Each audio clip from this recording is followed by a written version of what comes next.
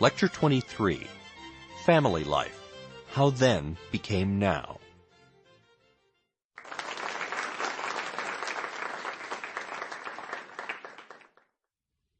Welcome back.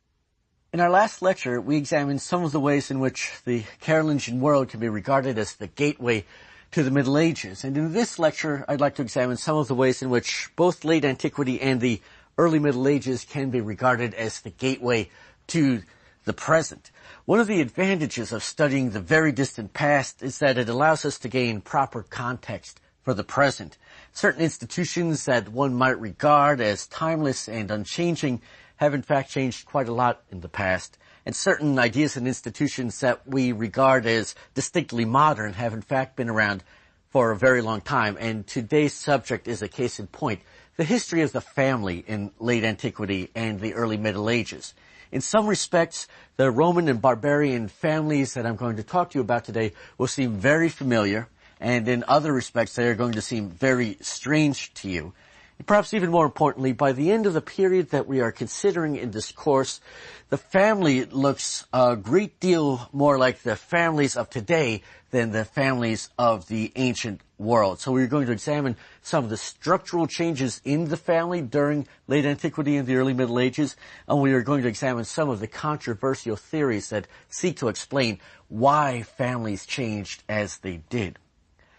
As regards the family, Roman and barbarian families, say at the time of the barbarian migrations of the 4th and 5th centuries, resembled one another in certain crucial respects. Both the Roman and the barbarian family was often thought of in terms of the household, which is a much broader unit than the family of today, which is usually thought of in terms of the nuclear family, two spouses and their children. A Roman household or a barbarian household certainly consisted of a husband and a wife and their children if they had them, but it also consisted of many more people than that. It consisted of servants, and it consisted of slaves.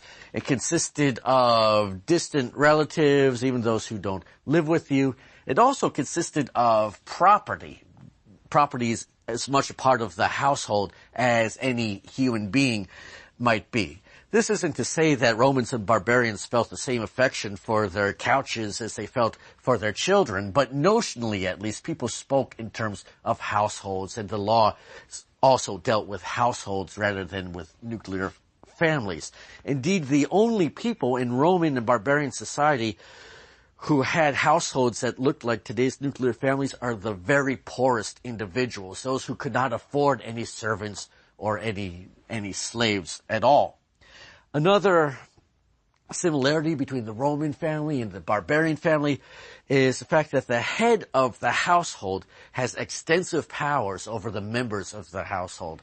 And one of the most famous examples of this is the right of the head of the household to reject newborns.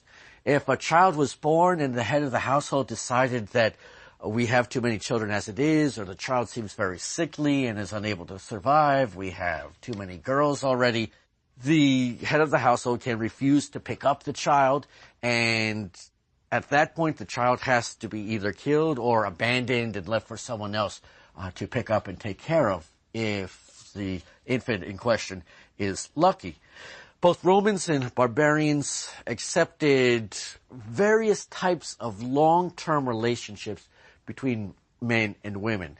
They have marriage, which is intended to be a lifelong commitment between a man and a woman who intend to have children. But they also accept relationships that just haven't made it to the modern world, such as concubinage. Now, concubinage does not have a good reputation these days. If you introduce someone at a cocktail party as your concubine, you're going to get very odd stares. But concubinage is a socially acceptable relationship between a man and woman in both barbarian and Roman circles. Concubinage referred to a long-term but not necessarily permanent relationship between a man and woman who cohabited and were willing to have children. As for why one might opt for concubinage rather than for marriage, sometimes there was no choice involved. Roman law, for example, forbade members of certain social classes from marrying members of other social classes, and in that case, your only option was for a relationship of concubinage. Sometimes individuals did not want to marry until the heads of their households had died, so that you then in turn could become the head of your own household. If you're 30 and you're 40 years old and your own father is still alive, well, maybe you don't want to be alone all that time, so you'll enter into a relationship of concubinage and bide your time until such a time as you can upgrade to full marriage. Another similarity is that the head of the household had extensive powers as regards the arranging of marriages of children, and that children sometimes married against their wishes of their parents at great risk. At least one barbarian law code, the Lombard Code, imposes the death penalty for children who marry against the wishes of their parents. For all of the similarities, though, there are also important differences between Roman and barbarian families. One important difference relates to naming patterns, and Romans had 3 names. Think of Gaius Julius Caesar, for example. For Romans, each name signified something different. The name Gaius, for example, is your individual name, like John or Philip today. It's the name that was assigned to you by your parents. The second name, Julius, refers to your clan. You might even call it a tribe. It's a group of people claiming descent from a common ancestor, so it signifies who your relatives are. The third name, Caesar, that's the name of the head of the household into which you were born. It's usually going to be your biological father. The barbarians who come into the Roman Empire have a different system of naming themselves. Barbarians only had one name. You notice that we talk a lot about, Nithard or Hardnit, who are actually a pair of brothers in the Frankish world, or Einhard, the biographer of Charlemagne. A barbarian name often consisted of 2 elements, each of which had a specific meaning. For example, the name Sigebert meant shining victory. Shining came from the word bert, and Siege means victory. Now, it was possible to denote familial relationships in barbarian naming patterns, though, because each family had a collection of suffixes and prefixes that it used almost exclusively. So you could tell who someone's relatives were by knowing their name. That's the reason why Hardnit's brother is named Nithard. You're using the same combination of items. You find an important difference in property transfers, marital property transfers between barbarians and Romans. When Romans got married, the property transfer took the form of a dowry. And a dowry is a property transfer that moves from the bride and the bride's family to the groom. But in a Germanic barbarian marriage, the property transfer at marriage moved in the opposite direction. It was the obligation of the groom and the groom's family to provide property to the bride and the bride's family upon marriage. And this property transfer might take 2 forms. One form was bride price, which is property that you give to the bride's family before the marriage. And the other was known as mourning gift, and this went to the bride herself the day after the marriage. Another striking difference between Roman and barbarian marital customs: Romans are monogamous, which is to say you can only marry one person at a time. You can only have one concubine at a time. Barbarians were polygynous, which is to say you could be married to several women simultaneously. You could have several wives and several concubines at the same time if you were willing to get involved in such a high-maintenance situation. Perhaps the most important distinction between Roman marriage and barbarian marriage, though, relates to marital theory and what it is that constitutes marriage, a question that is very much in the news these days. Although Roman and barbarians gave heads of households important powers over their children when it came to getting married, Roman marital law stipulated that you could not have a marriage between two people unless both parties, the husband and the wife, freely consented to the marriage. If one or the other party said, I don't want to marry the other person, there was nothing the parents could do about it to force such a marriage to take place. Free consent is the sine qua non, as the Romans would have said, of a marriage. Barbarians did not regard free consent of the two people getting married as an essential component of marriage. You can have a marriage against the will of one party.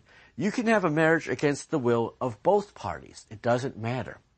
The only things that you must have for a legitimate marriage in Germanic barbarian law, you need an intention on the part of somebody, perhaps the parents, perhaps a distant relative, that these two people are going to get married, followed by consummation. And if you lack consummation, you cannot have a marriage. This might seem like an abstract difference, but in fact, the Roman marriage theory and the barbarian marriage theory had quite practical consequences depending on which one you followed. Take the practice of marriage by abduction. In Roman law, this is not permissible. You cannot go and kidnap a woman and marry her to yourself against her will. In barbarian law, it's reprehensible to kidnap a woman and marry her against your will. You'll be fined for doing so, but it's a legal form of marriage because you don't need the free consent of both parties. And as a result, these legal niceties can have quite concrete consequences. The period of late antiquity and the early Middle Ages sees a working out of the differences between Roman marital practices and barbarian marital practices. And in some cases, the Germanic practice is going to triumph. In some cases, the Roman practice will triumph. As regards naming practices, well, we've already seen it's the Germanic principle of one name that is the norm in Europe by the year 1000. And in the case of marital property transfers, here too, Germanic practices are going to win out over Roman practices. In the year 1000, the dowry has disappeared from Europe. It won't reappear until the High Middle Ages, together with family names. Instead, bride price and mourning gift are the standard forms of marital property transfer. But when trying to determine whether it was going to be a Germanic practice or a Roman practice that was absorbed into medieval Europe, the force that was most often responsible for deciding which practice will be accepted and which will be rejected is going to be the Christian Church. And a good example of this is marital theory. By the year 1000, the Germanic theory of marriage had stated that you don't need the free consent of two people in order to have a legitimate marriage had been rejected. And the Roman principle that you must have the free consent of both parties in order to have a valid marriage was accepted. And the reason for this is that Christian theologians in late antiquity, people such as Ambrose and Jerome and St. Augustine, had decided that the Roman principle was the better of the two, the morally superior of the two, and so they take it over and include it in Christian theology. In fact, Christianity is probably the single most powerful force shaping the development of the family during late antiquity and the early Middle Ages. And in a surprising number of instances, Christian theologians and Christian church leaders, instead of arbitrating between Germanic practices and Roman practices, instead took on and challenged practices that had been perfectly acceptable to both Romans and barbarians, condemning these practices and trying to expel them from Europe entirely, for reasons that are controversial even today. Take, for example, endogamy and exogamy.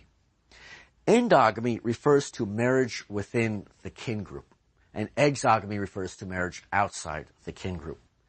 For Romans and for barbarians, endogamy was preferable to exogamy. You wanted to marry a relative, and you only married outside your family group if you had to.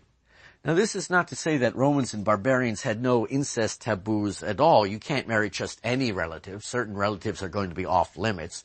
brothers, sisters, direct relatives. No, that is shameful. But beyond those relatives, well, those are the people from whom you're going to pick your future spouse. And the ideal marriage, the one that is most sought after, is cousin marriage. Marriage to your first cousin, if you can manage to arrange it. It's surprising that as early as the 4th century, Christian emperors begin to condemn the practice of endogamy and forbidding it to their subjects, and instead require you to marry people who are not closely related to you, and that during the course of late antiquity and the early Middle Ages, the prohibited degrees of kinship, as it's known, the list of people whom you may not marry because they're your relatives, is expanded and expanded and expanded to a remarkable degree. So much so that by the year 1000, the prohibited degrees of kinship include not just your first cousins, whom you may not marry, but your second, your third, your fourth, your fifth, and your sixth cousins. You may not marry any of those people. If you share a common great-great-great-great-great-grandparent with someone, then you're not allowed to marry that person.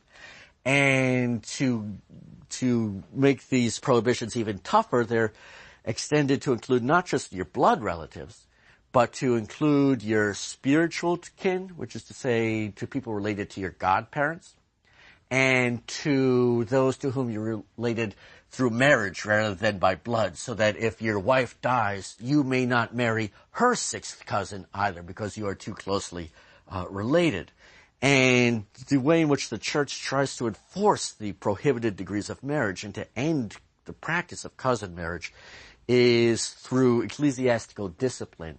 If you are found out to have engaged in cousin marriage, you'll be excommunicated. You must do penance to atone for this particular sin. And when they could, church leaders would also get secular rulers to pass laws that would impose criminal punishments on those who had married within the kin group. In addition to opposing marriage within the kin group, Christian theologians and church leaders also opposed other practices that were acceptable and common to Romans and barbarians. Divorce is another good example. It was not overly difficult for a Roman or a barbarian male to divorce a wife, and it was not impossible for a Roman or barbarian woman to divorce a husband either, but church leaders opposed divorce in all but a few prescribed cases. Christianity strongly condemned infanticide and the right of the head of the household to reject a newborn child, that you should not abandon infants to their deaths. Christianity is also hostile to adoption, strangely enough. For Romans, adoption is fairly common practice, but Christian church leaders felt that it was the duty of the Christian community to take care of children who had lost both of their parents. Remarriage after the death of a spouse.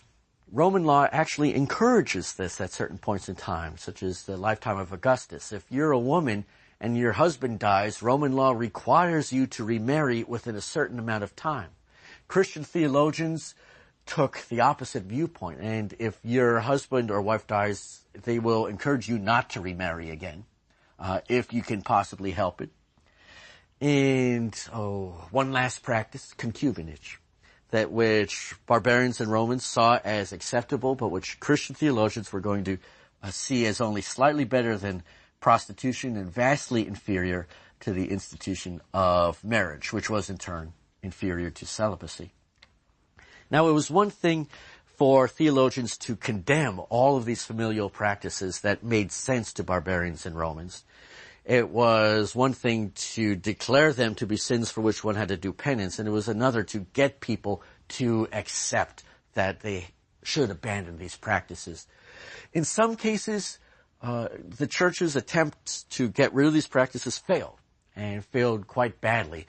By the year 1000, concubinage is still quite widespread in Europe, and people have not accepted this as vastly inferior to marriage. But it is remarkable just how many of the practices condemned by theologians are waning by the year 1000. Not gone entirely, but almost certainly less common, and certainly less socially acceptable, bearing a social stigma so that even if you engage in these practices, you are not going to admit to it openly in the way you might have in the 3rd or the 4th or the 5th centuries. Adoption is rarer in Europe in 1000 than it had been during the heyday of the Roman Empire. Polygyny is gone by the year 1000. It took a while for the church to stamp out polygyny. Merovingian kings were quite open in practicing polygyny, which led to some very awkward situations. One Merovingian king named Clothar I was asked by his wife one day to find a good husband for her sister.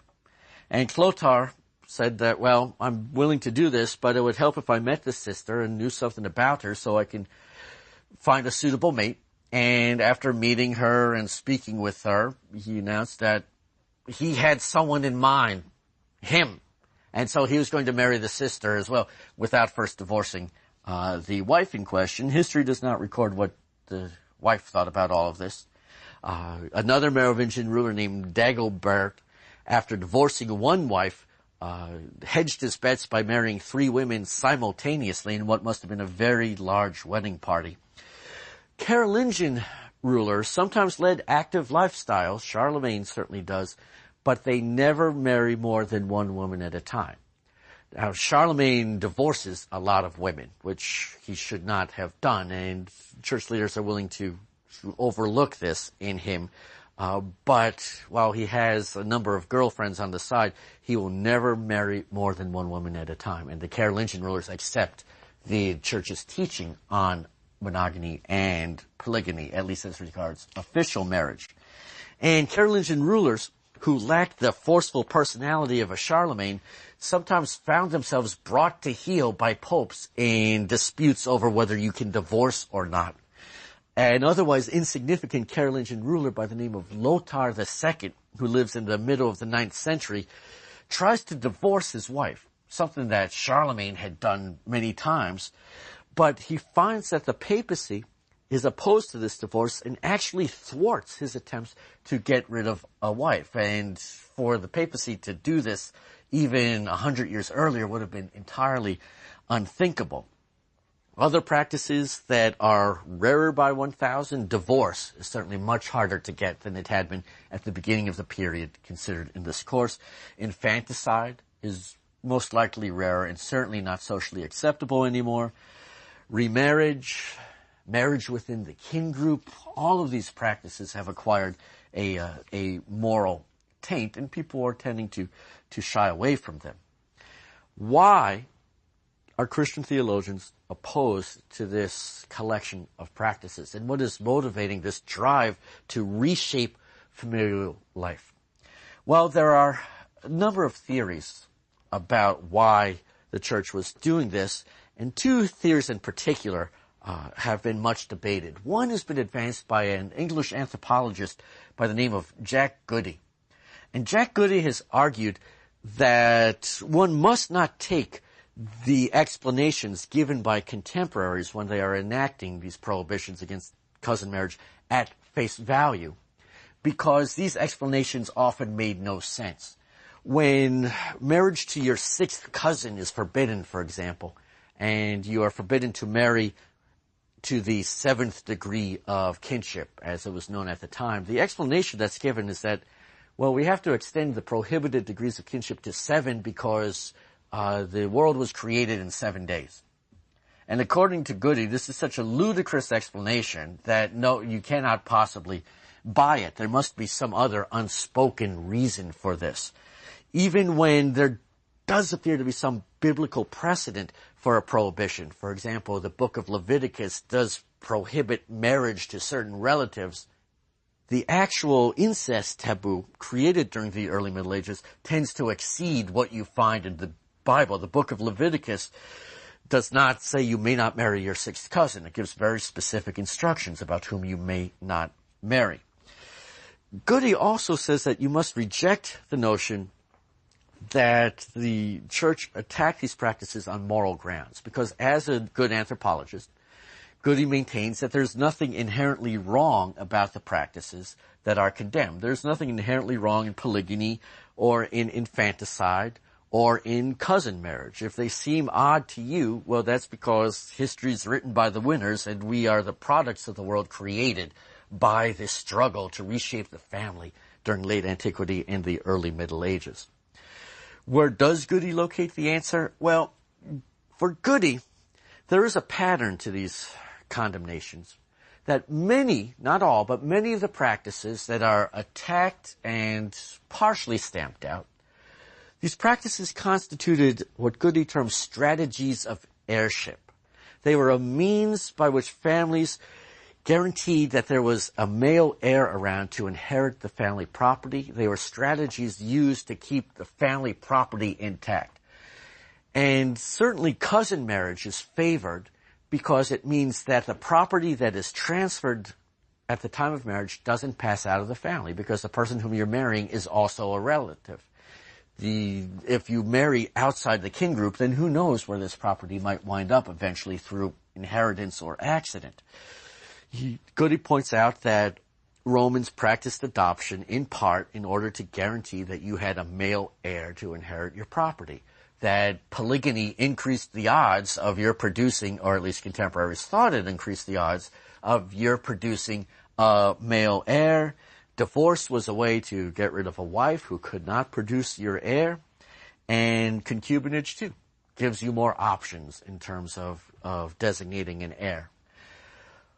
According to Goody, it is curious that the church focuses on so many strategies designed to get a male heir for your property. And according to Goody, the explanation for this is that the church was interested in weakening familial structures and making it more difficult for families to hold on to their own property, to create heirs to get that property, because the church wanted the property. Because if you didn't have an heir to whom you could give the property, well, you're going to give it to the church before your death. Now, Goody is not a conspiracy nut. He does not think that theologians got together in rooms filled with incense smoke and cooked up a conscious strategy to impoverish people. And he thinks it's more of an unconscious conspiracy, if you will. And he tries to make it sound less sinister than I've just put it because he says the church had good reasons for wanting this property.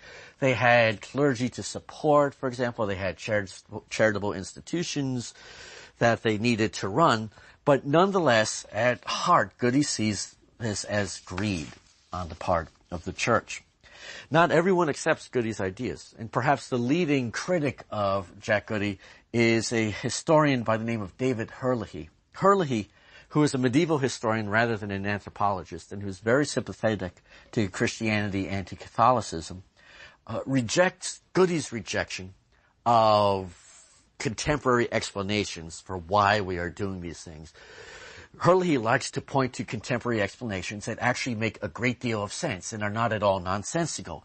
For example, for Herlihy, the prohibition against divorce comes out of the New Testament. What God has joined together, let no man put asunder. That's fairly straightforward. Herlihy also points to St. Augustine's condemnation of endogamy.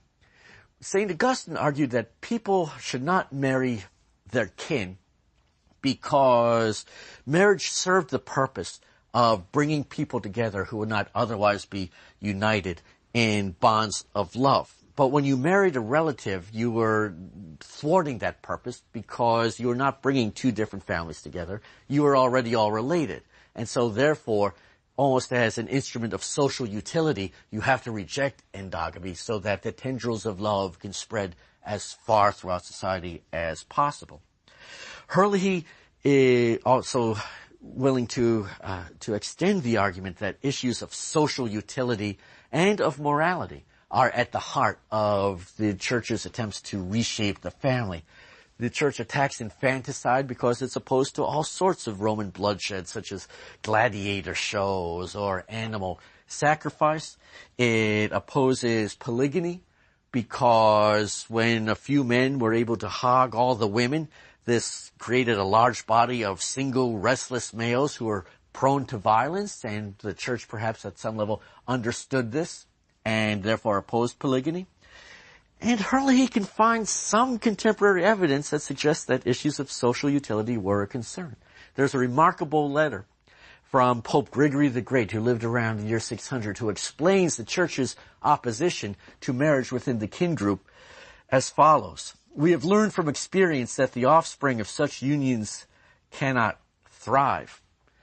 There seems to be some sense that contemporaries realize that the children are at a disadvantage if their parents are too closely related. However, neither Goody nor Herlihy has enough evidence for one to pronounce conclusively on this rather important issue. And so the question of why the church reshapes the family as it does during late antiquity and the early Middle Ages must remain an open one, and perhaps always will remain an open one.